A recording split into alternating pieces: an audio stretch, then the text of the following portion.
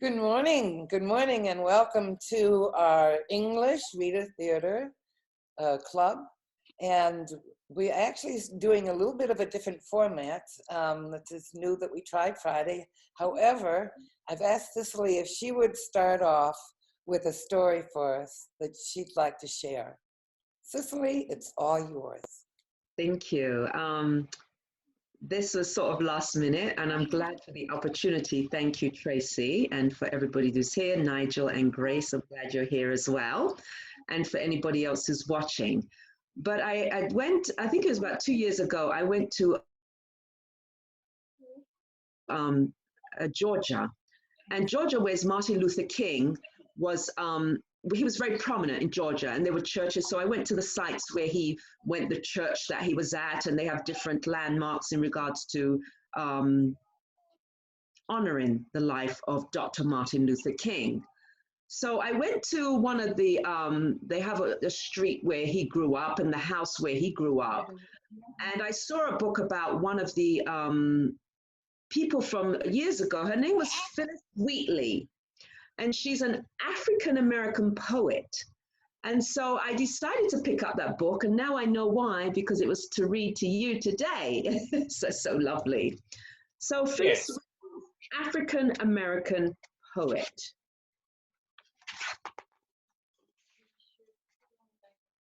So Phillis's early years. I'll just show you the book, because that's what teachers do. You always have to show the students the pictures, the graphics. So it was 1761, white men sailed to Africa. They took African people from their homes. They would sell these people into the American colonies as slaves. They forced a girl about 7 years old into a ship. It was packed with other African people who had been kidnapped. They were men and women, boys and girls. It says, did you know Phillis arrived in Boston on July 11, 1761? The slave ship that carried Phillis to Boston was returning from the west coast of Africa.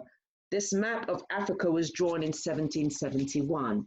And it's important to know one's own history, because I believe that when one's own history, you get a better understanding of self and you're able to grow and progress. So this story has been as real as it can be, not to hurt anyone's feelings, but to be real about the history that happened in the past. And I think it's important. She arrived on my birthday. Oh, she did. Look at that. Oh, very special soul, like Tracy. So the boat sailed across the Middle Passage.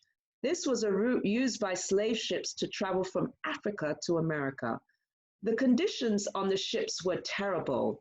The Africans were tightly packed together. It was dark and hot. The African people wore heavy chains. They could not move very much. They didn't have much to eat or drink. So these were the ships that they, let me just move it. These were the ships that they were packed in here. And it was very awful conditions that they were in. And so it says here, the trip from Africa on a slave ship took months. They had many lost, didn't they? Many died. Many. Many people got sick and died. Some people tried to kill themselves. And so it was the survival of the fittest. That's what it was. And so some people are strong enough to deal with situations and some are not. And some chose to take their life. The artist called this 1855 Engraving Life and Death on the Ocean. It shows African people imprisoned on a slave ship. That's it.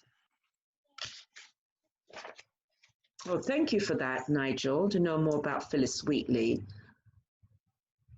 The ship finally reached Boston. The young girl was sold at a slave auction. She was very weak. All she wore was a piece of dirty carpet. She was missing 2 front teeth. The Whitney family bought her. They did not know her name. She could not tell them. She did not speak English. They named her Phillis. It was the name of the slave ship. The Whitney children were twins. Their names were Mary and Nathaniel. So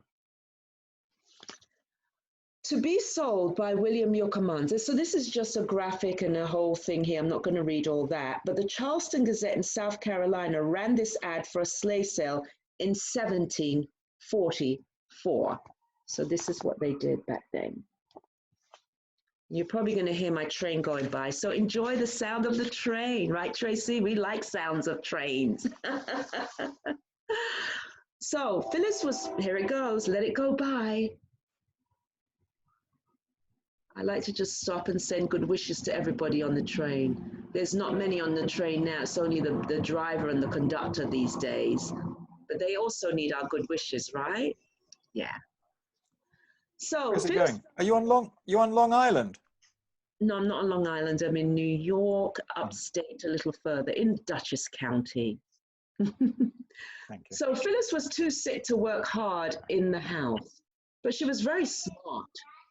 Mary Wheatley taught Phillis to speak English. She taught Phillis to read and write English too. She also taught her to read Latin. Phillis worked very hard at her lessons. Soon she could read the Bible. Mrs. Wheatley was very happy to see Phillis learn so quickly. Phillis may have learned to read with a book like this. So I just want you to see. So this here, she would have learned to read with a book like this. So very few words. So she probably practiced over and over again, which was an excellent method for learning. Because I was sharing with people, after 21 days of doing something time and time again, it becomes like firm with you. You get to understand it and you get to do it naturally. So probably that's what she did, something like that. So Reverend John Brown from Scotland wrote a Bible in plain English in 1778. It was published in America while Washington was president, 1789 to 1793. So that's it right there. Yeah. It's good to know about the history. I like history. Phillis writes, I hated history in England, but I'm in England. Well, in England, when I was in school, I hated history. I'm like, why do I need to know about that old boring stuff? Now I love history. It's an important aspect of our lives. So Phillis writes poetry. Black people from Africa had a different culture from white people in America. Most white people in America didn't understand this. And that's a very important aspect, the understanding. And that's why there's racism and biases, because we don't understand each other's culture, each other's practices. When we don't understand, we tend to discriminate and be biased against those people. So they taught that Africans were inferior. They treated African slaves like animals. Many white people were impressed by Phillis because she could read and write. She was treated better than most slaves. Phillis was best known for writing on the death of Reverend George Whitefield, 1770. Reverend Whitefield had wanted to start a school for free blacks. So this is right there. So she went beyond the stigma of not being able to read and write. She says, I can do better than this. So it's very important to know that you don't have to be put in a box, right? And Nigel, there is no box. There is no box. He also had some good support system there too. So yes, would never have allowed that. Right. So her going into the Wheatley family was actually a blessing for her. Yeah. Because she was able to grow and express herself in many ways where some would have just tossed her aside, even though she didn't have the physical strength to do things. They would have really just sent her to an early grave. Yeah. So Phillis wrote a poem in the memory of Reverend George Whitefield. She was 17 years old, published in newspapers in New England and Britain. It won her many fans. So this is what she did. The poem about George Whitefield here. So at 17 she did that. Yeah, 17. What a special soul she was. I wonder if I'm Phillis. I don't know. If I'm Phillis reincarnated. So Phillis soon began to write poetry. She wrote about religion. She wrote about people she met and things she saw. She wrote about famous people like George Washington. Mrs. Wheatley liked her poetry. She encouraged Phillis to keep writing. In some ways, the Wheatleys treated her like a member of the family. They were very proud of her, but she was still a slave. Famous Phillis. Many white people came to meet Phillis. To them, she was a living wonder. She was unusual to them because she was an African American who could read and write poetry. So Phillis Whitney wrote this poem when she was about 14 years old. People in Boston were amazed by her talent as well as her beautiful handwriting. So this is it. Yeah, her handwriting is so perfect. There's no lines and it's so perfectly in line with no lines. Yeah. Many white people didn't believe Phillis could write poems. Most white people thought people with dark skin were not smart. Well, they got proven wrong. Famous white people had written articles about Black people. They said people with dark skin were a different species from white people. Well, we've seen that that's not true right now. We see that. David Hume was an important Scottish philosopher. He was one of the people who did not believe that Phillis could have written her own poetry. And it's okay to have doubters, it's fine, because it's all needed so that one can prove that there's no doubt to have. Well, there is doubt to have, but so that there's the opportunity to prove things. And so Phillis sent George Washington a poem she had written about him. He replied with this letter of thanks on February 28th, 1776. So that was about 11 days after my birthday. That would have been the leap day, right? 28. Right. So praising her talent, he invited her to visit him. So this is what she did here. Very inspiring story. Mr. Wheatley wanted to prove that Phillis was very smart. He wanted to show the world that she had written her own poems. He arranged for a group of men in Boston to question Phillis.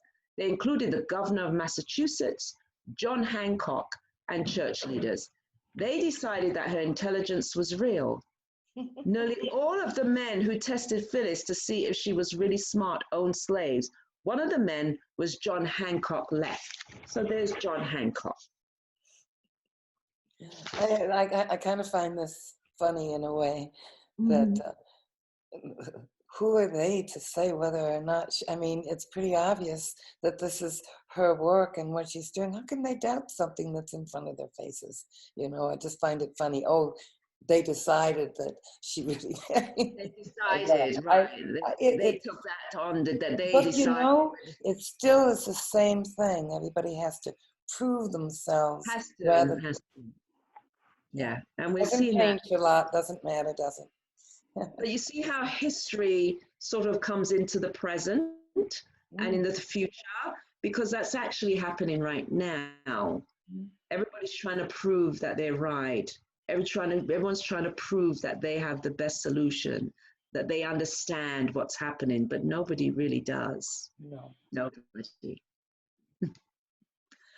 So John Wheatley wrote an introduction to Phillis's book. He wanted people to know that she had really written her own poems. At the time, many people did not believe that Africans could learn to read and write. So this is here. Dear sweet Phillis. At that time, Massachusetts was a British colony. Many colonists were unhappy with British rules. They did not want to pay taxes to Great Britain for tea and other things. That's an interesting whole nother story. These colonists were ready to fight for freedom from Britain. The American Revolution was coming. Phillis would see what was happening from her home in Boston. Phillis would have heard all about the Boston Tea Party. It took place near where she lived in 1773. I've been to Boston, so I've seen these several times. I went to Boston. The Battle of Bunker Hill took place near Boston in 1775. It was the first major battle of the Revolutionary War. It proved that Americans could put up a good fight against the British. Right now, everybody needs to be allies, even though they're still fighting, but it's all good. Phillis is published. Phillis wrote many poems. Mrs. Wheatley had arranged for them to be published. Phillis wrote a book. No one in Boston would publish it because it was written by a slave. The Wheatleys sent a copy of Phillis's book to London. Archibald Bell agreed to publish it there. it would have a picture of Phillis on the front. People would know that she was Black. Mm.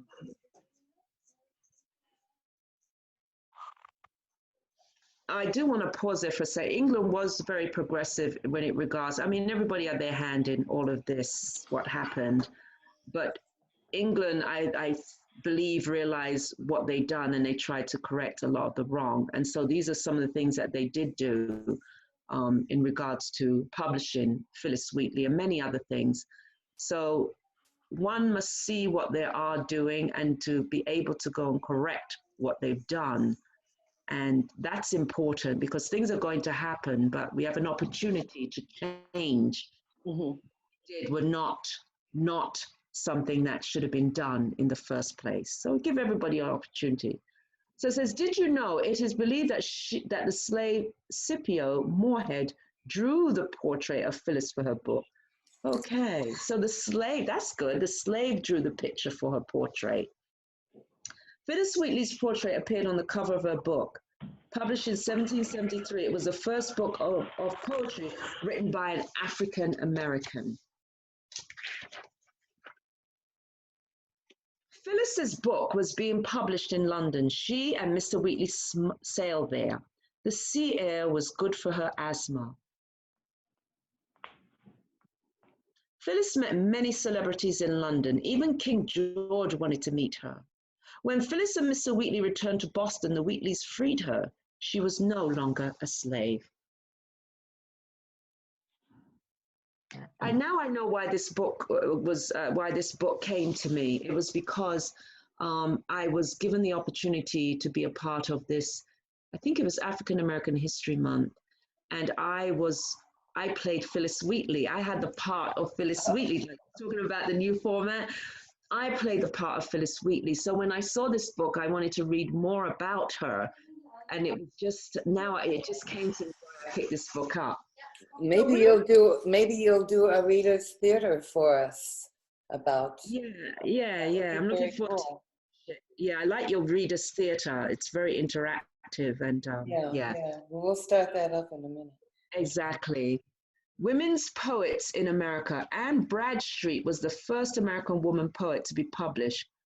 Phillis was the second. Well, who knew? Who knew? This is a picture of Phillis. Yes, Grace. Yeah, because it reminds me of my studies back in Cameroon. We did study about the Boston Tea Party. And it's very hilarious because back then the teacher announced that when the teacher said the Boston Tea Party, I was like, wow, a party where people go to drink tea. I would really love to be part of this party. And it was something else. Yeah, it was something else. And when I was in the university, we did American literature. We talked about Phillis Wheatley. And I did a several presentation while referencing Anne Bradstreet. So it's really amazing listening to these stories again. Thank you. Even more of a reason to develop a readers theater for us. Yes. And Phillis Wheatley, and she's African. So the fact that you're African, you're in Africa. I'm sure that it's another story that you're learning about, people such as Phillis and myself that we were removed from Africa, several times removed from Africa, but it's just to hear the journey of Africans. I think it's very important to connect to that. So, so beautiful. So Phillis, beautiful Phillis. So the end of Phillis's life, the Wheatleys helped Phillis a lot. But within a few years, they had all died. John Peters was another freed slave. Phillis married him in 1778. John struggled to make ends meet. They sank into terrible poverty. Phillis's children died. John abandoned her. Some historians think he went to debtors' prison. He was in debt. So they believe that he went to the prison for people who were in debt. Can you imagine that they were sent to prison because they were in debt? Wow. Can you imagine that they went into poverty with her talents and gifts? Right. But she wasn't able to be paid for like anybody else would have been for what she was doing. Yeah. That's amazing. Some things change and some things still stay the same. That's what I'm seeing right now. So Phillis wrote a lot of letters. We know a lot about her because many people saved these letters. So these are her letters that she wrote here. Mm. In the 1700s, people who could not pay their bills were sent to debtor's prison. This is what a prison looked like in 1809. What a waste of resources. Yeah. What a waste of resources to put someone in prison because they owed money.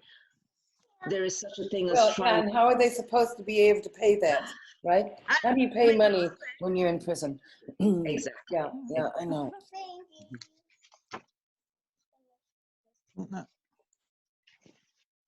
So Phillis became very poor. She could not sell another book. Yes, Tracy, here it is. She became very poor even with all her talent. She died in 1784 at the age of 31. Nobody knows for sure where she is buried. 50 years later, Margaretta Odell wrote a book about Phillis. It was very sad. Being black in a white society took its toll. Phillis was brave. We should remember her struggle. Treasure. In 1998, a poem called Ocean by Phillis Whitney was it's our dear sweet child there.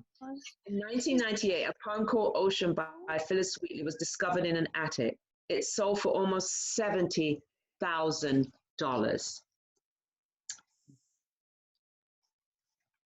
Phillis died on December 5th, 1784. Her obituary ran in the Massachusetts Spy, published by an American patriot. It was one of the few papers to note her death.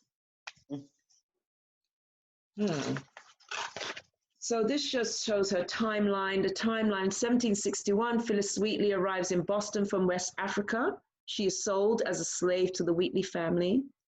In 1776, Phillis's first poem is published. In 1771, Phillis joins Boston's Old South Church. In 1773, Phillis is freed by the Wheatleys. The Boston Tea Party happens. Grace. Phillis's book of poetry is published. It is the first book of poetry written by an African American. In 1774, Mrs. Wheatley dies a year later. 1778, Mr. Wheatley and Mary Wheatley die. Phillis marries John Peters. In 1784, Phillis Wheatley dies. In 1786, Phillis' book is first printed in America. And so this is the wonderful story of Phillis Wheatley, African American poet. Wow. That's really cool. And that, you know what's nice about that is that now we have a little bit of a history and information about it. And I'm really looking forward to being able to do the play about it, to read about it as a group. Good. I think Lovely, Tracy. that's going to be really an experience. And I know like you don't have lots of time to do that, but as you're sitting, you know, reading her stuff, you know, you just jot down notes. There's a way of doing it, and I'm sure we're going to learn a little bit about that. Oh, I'm going to do it, Tracy. You've given me a task now. So well, I think you'll enjoy it. I'm looking forward. Phillis Wheatley, I think that's the least I can do, right, Tracy? That's right. That's right. And you know, I'm sure there's kind of books and things other than that one too that will give you a little bit more dialogue ideas, because of course that's what Reader's Theater is all about. And it's a good lead-in for the fact that I've once again changed the name here to English, because people really want to be able to converse and work on English. Reader's Theater Club.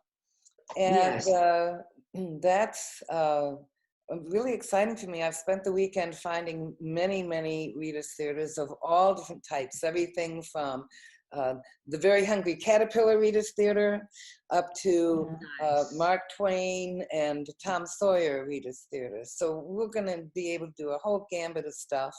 And as we get, so we understand how it's done, I'm really hoping that the people in the club will take kind of their favorite book, because we have so many countries that are involved now, that we can have the opportunity to not only read, well, to read all together, read their story through the works and to learn.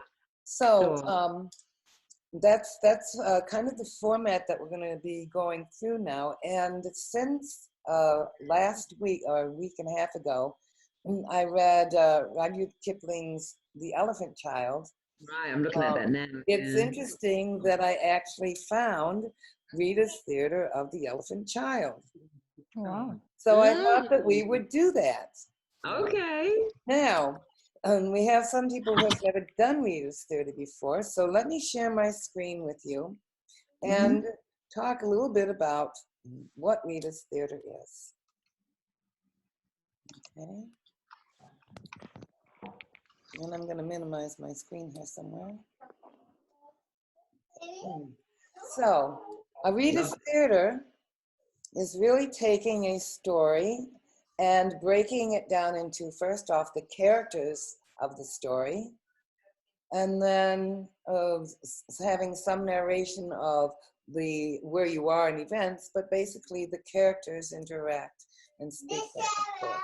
In The Elephant Child, there are 9 parts, and I have to go back and look to see how many we have. We'll do that in a minute.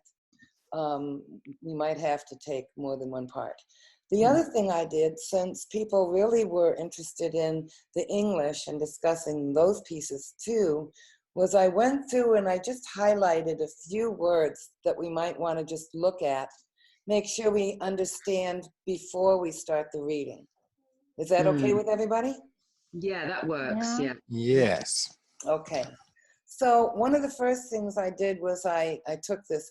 He had only a blackish, bulgy nose. Bulgy. Can you picture a nose that is bulgy, big? Yes, Yes? Jessie. Okay. Do you understand the word bulgy? Yeah, Jessie did a nice animation there, so she's good. Okay, that's good. Because see, I can't see you. So right now, you sort of have to be able to talk to me. I only see my screen. I'm seeing Tracy, so I can let you know. Yeah. Okay, that's great. Yeah. The other thing which I also thought was so cool is satiable curiosities, which means basically that he does what? He lived in Africa and he filled all Africa with his satiable curiosities. With his what? What does that mean? Well, you're supposed to be guiding us through this, right? Well, but I'm just also guiding because oftentimes you can tell from the way it's being used what that basically means. So it's a desire, right? A desire, something to be met. Or to me, satiable curiosities is really what I love about it. Is it's really where the matrix starts, and that's the questions. He's just filled Africa with questions, always asking questions. He's so curious. So it's a desire as well, questions and desires. A desire, wanting and wanting to know something. Wanting to know, yeah. Bless you. Yeah? Sorry, someone sneezed here. Oh, okay. Colo bird. Has anybody ever seen a colo bird? No, you're going to show us a picture? I wish I could. I did try and find some pictures, and I tried to find what it was. I couldn't really find anything really good, but they looked to me, well, there were so many different things and nothing labeled, except when it took you to saying that it's related to the story here in the book. That it looks a little bit to me like an ibis. Cola bird. I'm showing it. I've got a picture of the cola bird. You found it. Can you? Well, okay. It's beautiful. Yeah. Okay, is he red? Let me stop sharing. Okay, there you go. He's gorgeous. I saw that, but then I couldn't find that picture that I was looking for. Yeah. And it Uh-huh. looks like an ibis to me, which is white usually. And they Mhm. use their beaks to go down into the sands to get their, yeah. Right. It's Uh-huh. beautiful. Beautiful bird. Yeah, beautiful bird. Okay. Oh, Thank in you. Trinidad and Tobago, the cola bird is there in Trinidad and Tobago. Oh, Mm. okay. And it takes place in the Limpopo River. River. Mhm. Limpopo. Where's that, Tracy? Limpopo River. And that's in Africa. I did find that, but I didn't keep it. But you guys are probably faster than I Africa. am. It's in South Africa. Limpopo River Yep. is in South Africa. Yeah. Mm-hmm. Okay. Yes. So, that's interesting. I should probably next time get maybe a map or something for that. That would be good. Yeah, that'd be good. Yeah. But as I say, I'm beginning to, we're all learning about this. Yeah. And here is a saying to come hither, little Come one. Come hither. hither. Nigel, we know this word. Come hither. Yes, but I don't know whether or not others know the word. No, right. Just having some fun. So it means, come here, come here. Yes, come here, right. Okay. Come And if you notice who is saying, come here, it is the crocodile. Okay. Yes, yeah, we would say come here, right? Yeah. Coaxing. And then I wasn't sure about words like, and the crocodile thrashed his tail. Like Thresh an his orc. tail as he's slapping it on the water. Slapping it on the water. Okay. And the elephant child went frisking and shisking his trunk. You just see him then, frisking like a young colt and waving the trunk.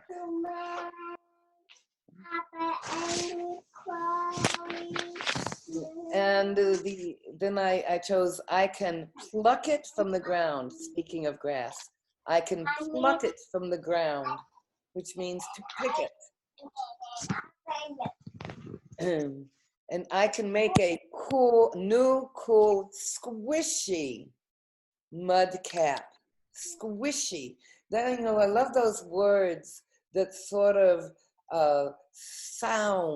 give you the sound of what you want from the word. It's squishy and frisking. So when you're doing a reader's theater, things like understanding those words is important because you don't have the props and you don't have anything else but your voice to be able to put pictures into the people's heads that are listening. All right, so we're up at the top. Let's see, I'm going to bring this out a little bit so I'm gonna have to see people now. How many do we have here now? It's about 6. We have 6? I think so. Oh, you mean we're 5 of us, Tracy. There's 5 of you. Grace fell out. She might have just dropped out. She may come back. Okay, sure. she may come back. There's 5.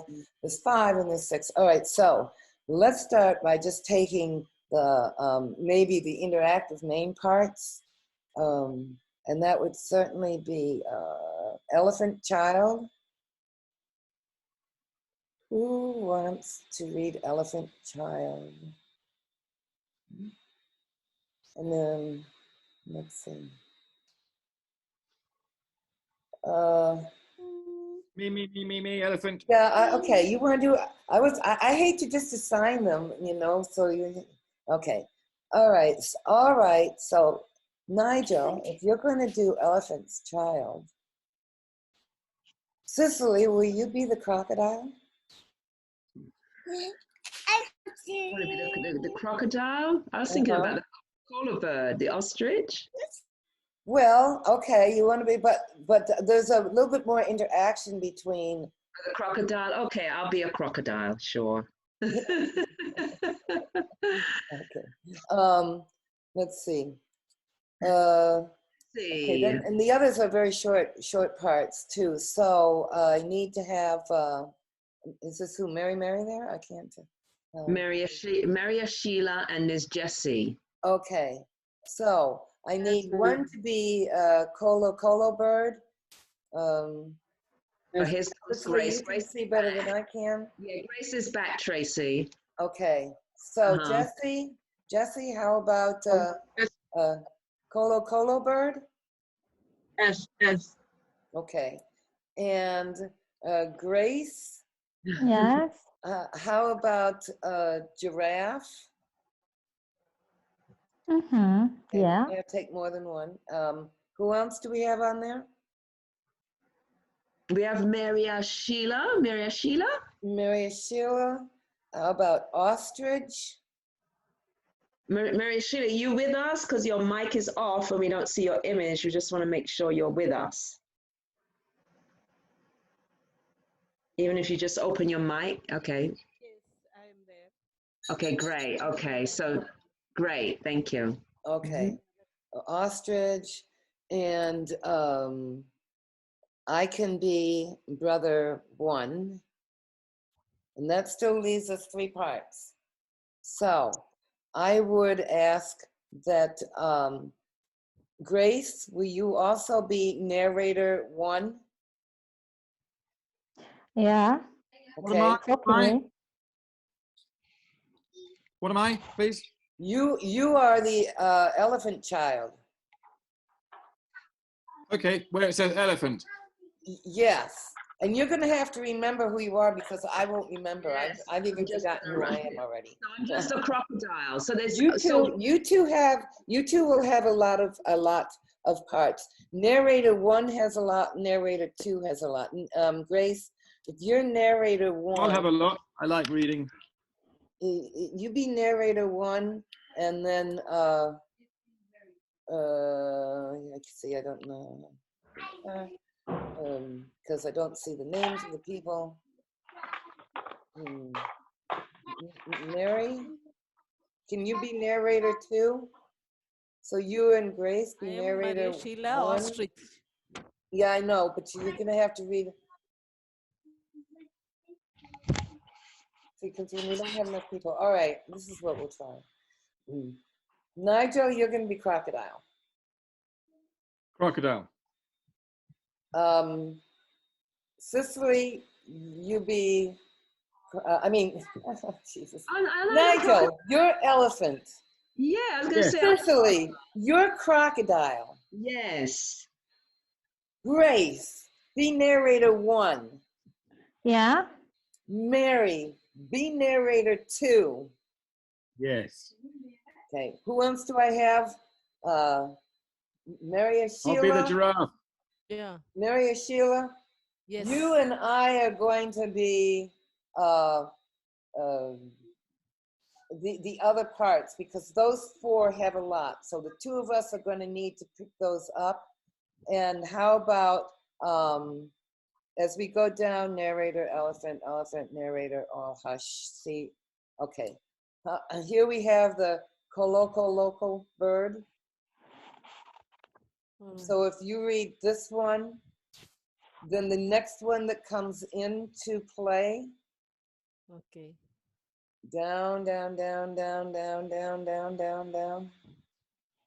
There's somewhere. See, the other parts are very small.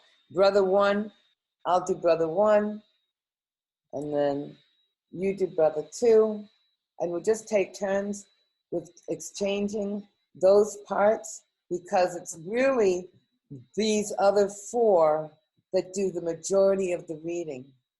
Did you understand that, Mary Sheila? My laptop webcam is not working, ma'am. That's why Okay, my but picture is not appearing. That's okay. As long as we can hear you, right? we That's the can main. hear you. But Yeah. so Okay. you and I are going to sort of tag team the small parts. I'll read them, and they're going to do the majority of the reading because those, as you can see, the narrator 1, narrator 2, giraffe, they have the majority of it. Okay? Okay. And you know what? That's great. If we get it wrong, it's okay too, because it's just for fun. So Yeah. Yeah. again, this is The Elephant's Child, and it's an adaptation by Rudyard Kipling. I'm gonna move it up so we can see. Starts with narrator 1. Mm. Okay. In the in the high and far off times, the elephant, oh best beloved, had no trunk.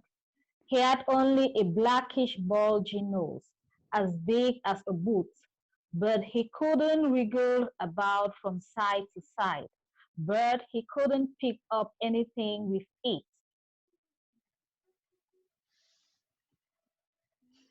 Narrator 2.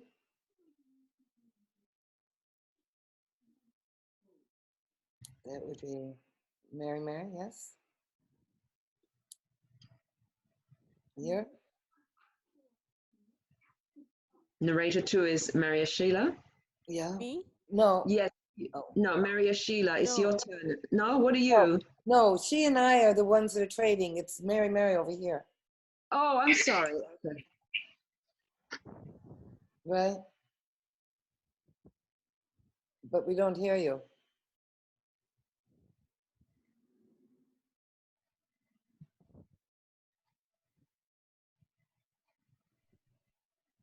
Okay, let's see here. I don't know. Well,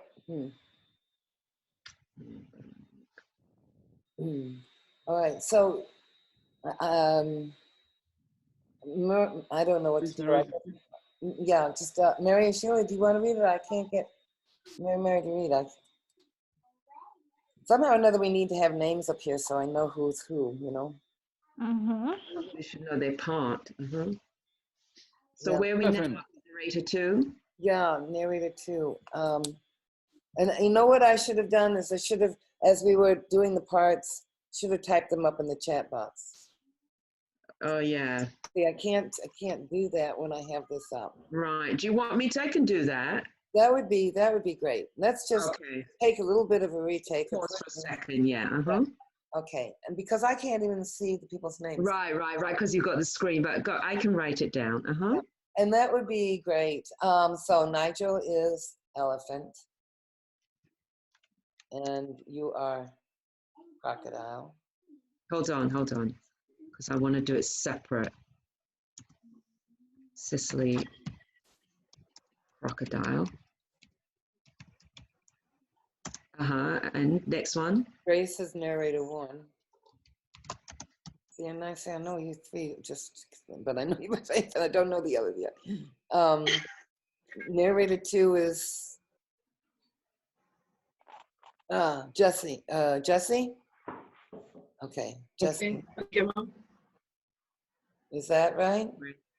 Okay. Narrator 2, Jesse. Okay. Yeah. All Just right. okay. Next one. And then Maria Sheila and I are tag teaming. And Oh, okay. we're going to take turns reading all the other parts. All right. Okay? Yeah. So you're tag teaming the other parts. Right. All right. Maria, Sheila, and Tracy tag teaming other parts. There you go. All right. We're good. Okay. Great. Now, we all set? Jesse, are you all set? Can we hear you? Okay, yes, ma'am. Oh, good. Okay, there we go. All right. And Grace, take it away again. Take it Okay. But that is In the narrated to. okay, can I start? Yes, you'll start, Jesse. Okay. Okay, ma'am. But there was one. No. Just Jesse. One Jesse, we're going to start the whole play from the beginning again. See, that's what you can do Okay. about theater. It's take Okay. 3. Okay, ma'am. Okay. All righty. Okay. So let me start again. In the high and far off times, the elephant, oh best beloved, had no trunk. He had only a blackish bulgy nose, as big as a boot, that he couldn't wriggle about from side to side, but he couldn't pick up things with it. Jessie. Jesse. Uh, but there was one elephant, a new elephant, an elephant child was full of insatiable curiosity, and that means he asked ever so many questions. He lived in Africa and he filled all Africa with his insatiable curiosities. He asked his tall aunt, the ostrich, Why do your tail feathers grow just so? and she spanked him with her hard claw. Asked his short uncle, the giraffe. What makes your skin spotty? And Uncle Giraffe smacked him with his tail. He asked his broad on the hippopotamus. What makes your eyes red? And she spanked him with her broad hoof. He asked his hairy uncle, the baboon.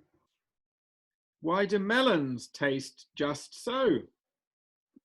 And his uncle baboon spanked him with his hairy paw, and still he was full of insatiable curiosity. He asked questions about everything that he saw, or heard, or felt, or smelled, or touched, or all his uncles and aunts spanked him until until he was full of satiable curiosity. One fine morning, this insatiable elephant's child asked a fine question that he had never asked before. He asked, What does the crocodile have for dinner? then everybody said, Hush. and they spanked him for a long, long time. By and by, when that was finished, he came upon the Kolo bird, and he said to him, My father, my mother, all my aunts and uncles have spanked me.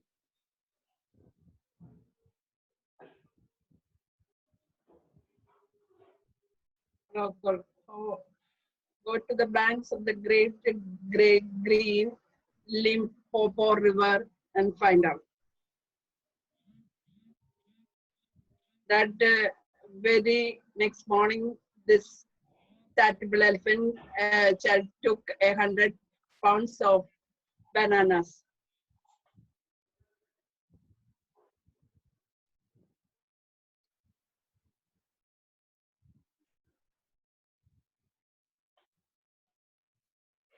the little short red kind, And 100 pounds of sugar cane the long purple kind, and 17 melons, the green cracky kind, and said to all his dear family, Goodbye. I am going to the grey-green Limpopo. Out the crocodile. and they spanked his once more.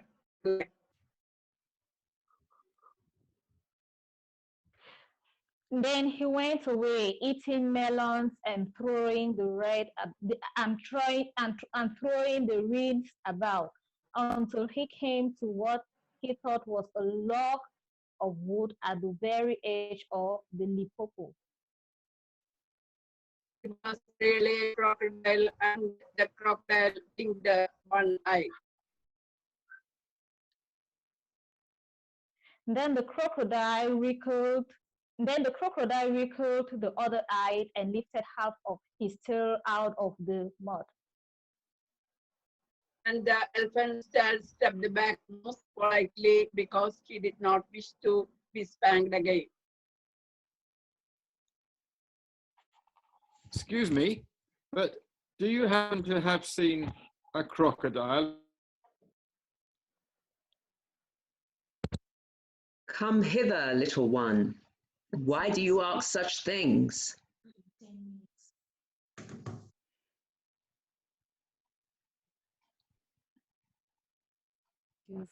Excuse me, but my father and mother, aunts and uncles have spoken. So,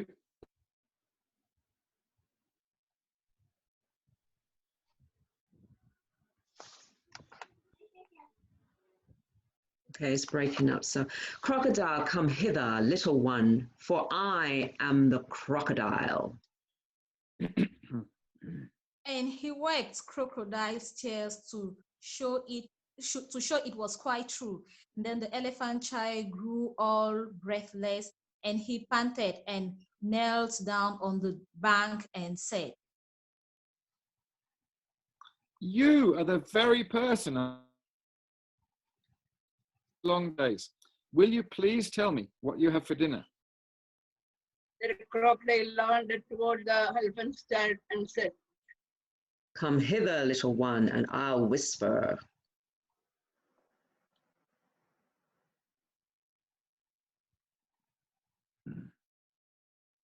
Then the elephant child put his head down close to the crocodile's tusky mouth, and the crocodile said, I think today I will begin with the elephant's child. he clamped his teeth together, biting elephant's child nose, and elephant's child wrinkled up his nose and tried to back away.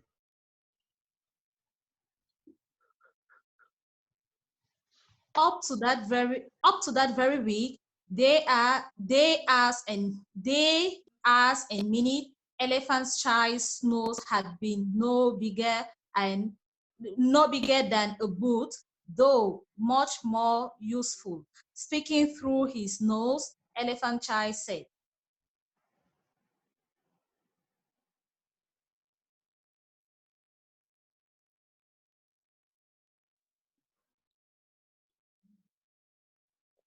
Let go. Let go.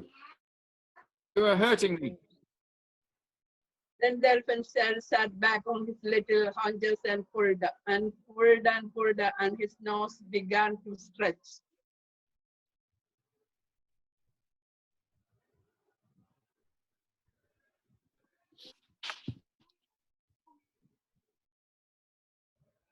Grace?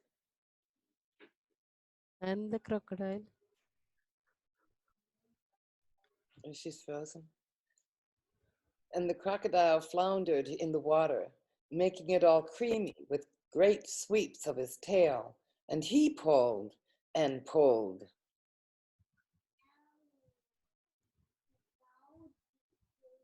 And elephant's child's nose kept on stretching, and he spread all his little forelegs and pulled and pulled and pulled. And the crocodile thrashed his tail like an oar, and he pulled and pulled and pulled, and at each pull the elephant's child's nose hurt him terribly. When the elephant's child felt his legs slipping, and he set through his nose, which was now nearly 5 feet long. This is too much for me.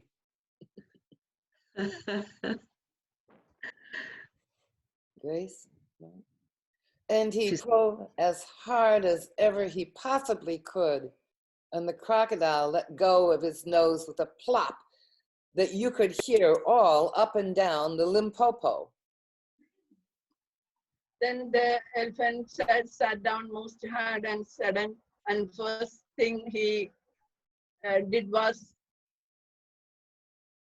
to be kind. His poor pulled nose. He wrapped it all up in cold banana leaves and hang it in the great green greasy Limpopo into cold. Too cold. Too cool. The elephant's child sat there for 3 days waiting for his nose to shrink, but it never grew any shorter. And besides, it made him squint. For, O best beloved, you will see and understand that the crocodile had pulled it out into a really, truly trunk, same as all elephants have today. So the elephant child went home across Africa, shisking his tongue.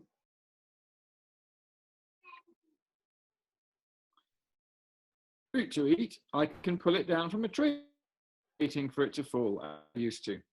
When I want, I can pull it down instead of going down on my. When the flies bite me, I can break off a branch of a tree and use it as.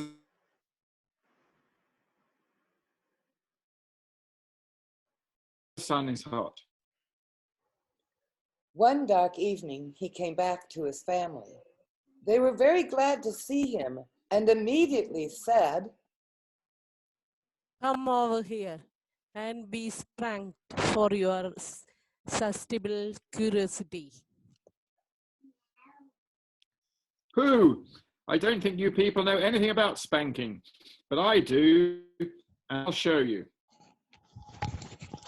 Then he uncovered his tongue and knocked two of his brothers head over heels. Oh, bananas, where did you learn that trick? And what have you done to your nose? I got a new one from the crocodile on the banks of the great grey-green, greasy Limpopo River. I asked him what he had for dinner, and he gave me this to keep. It looks very ugly.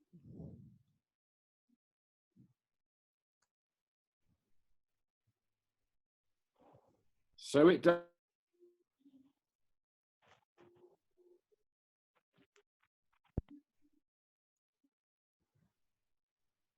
Grace, are you back with us? Yeah, I'm back, sorry. Okay, that's all right. And he picked up his brother by one leg and showed him in a hornet's nest. Ooh. Then the bad elephant child spanked all of his dear family for a long time till they were very warm and greatly astonished. He pulled out his tall ostrich and tail feather. Ouch. And he caught his tall uncle, the giraffe, by the hind legs and dragged him through a thorn bush. Ah. Ha ha ha ha ha! He shouted at his broad aunt, the hippopotamus.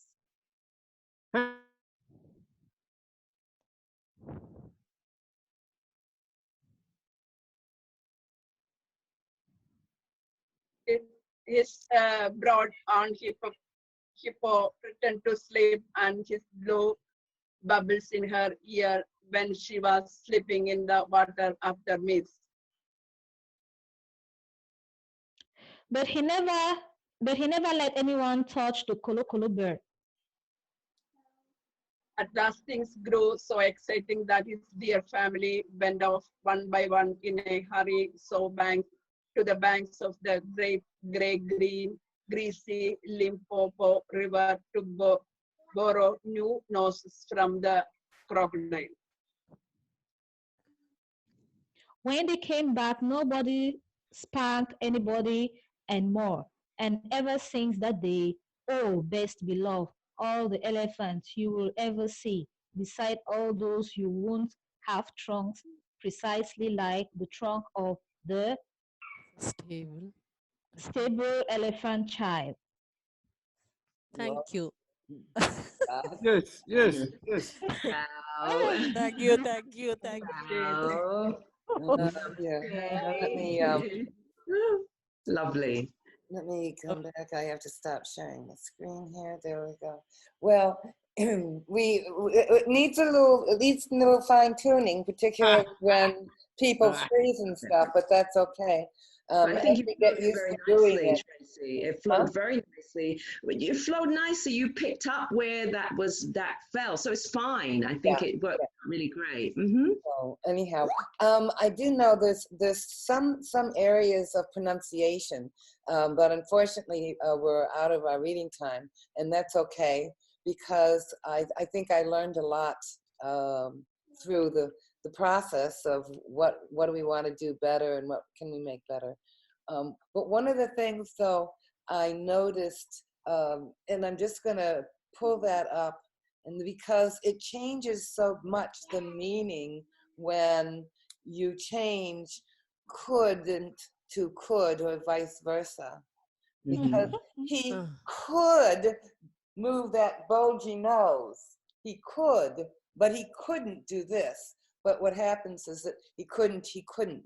Do you see what I'm saying? Those are the kinds of things too that I want to be able to do within the reading club, so that we use the No. story sort of as a foundation, and then we Yeah. can go back and look at how we pronounce certain words, or the meaning of a word that I might have forgotten, and that kind of thing. Yeah. Those are kind of yeah. the goals that I have for the Yeah, club. And another way is you go back and do the same reading with different parts as well. that's true, and that's another thing that I'd like to do, but we only have Right. time. But Yeah. I'll do show. And somebody, one of your friends or somebody sent me another way of doing readings, which I won't share now, but I'm holding it for at least a month because I'm going to bring it out on you all at another time, and you least expect it, to see about Yeah. another way of acting out story. Yes, of Yeah. course. Thank you. All right. Thank you. Meanwhile, Thank you. I have another story for us. I'll post what story it is we're going to read. If you want, if I form a club, if you would send me, and some of you I have, obviously Nigel and Grace and Cicely I have, but the others, I need your email address, your name, your email address, and your country. And if you will mail that to me, Yeah. okay, Yeah. and that's my email, btracyh@gmail.com. In the Okay. subject, just put Reading Theater Club or club. If there are others that you know that might want to join, ask them to send me their emails. I'll make up a club list. And that way Okay. I will send to you through email what it is we're going to read. I can probably then send you the PDF of what we're going to read so you can look at it ahead of time. Yeah. Okay. And then we'll have a little bit more continuity. How does that sound to people? Yeah. Okay. All right. So my email's there, btracyh@gmail.com. Send me yours, and also invite other people to join us. And I will meet you all again Wednesday at 9 in the morning. Hi, Tracy. Namaste to you all. Thank you. Namaste to you. Thank you. Thank you very much. It was Okay. awesome. Pass it Class. around, you. pass it around, pass it around. Yes, it's coming. You're gonna upload it. I'm gonna share it on my page and share it with Yes, people. I do. I always, I started the new place called the Matrix Learning Center. So all of the readings that we're doing are up there. Any interviews and stuff that we do, all of the stuff that has to do with this is all going up onto that channel now. Tracy, may I just say, because we know what Grace has just experienced, so if we can just sit for a minute of silence just to surround her with love. Yes, I just really would like to do that. I think it would be good. A collective silence is beautiful. I think so. Grace?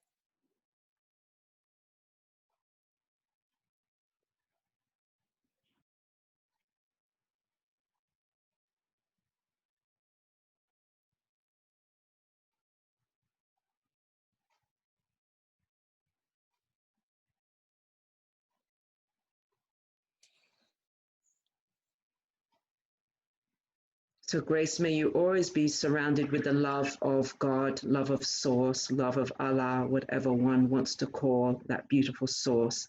And may we all be covered with that love and light of Source, God, Allah. And so thank you. So Tracy, Jessie just put her thing in the chat, her email address there in the chat for you. So you'll be able to see that. Okay, okay. So I shouldn't end this before I pick that up. Right, that's why I wanted to tell you, so you didn't end it. You did. Uh-huh. Okay. Nice to meet you all, Jessie and Mary Sheila, to hear your lovely voice. Thank And everyone have a great day. Thank you, Tracy, for doing this being persistent. Awesome experience. It's wonderful. Right, Nigel? Grace. Bye-bye. Bye-bye. Bye-bye. Bye. Okay, okay. See you again. Okay.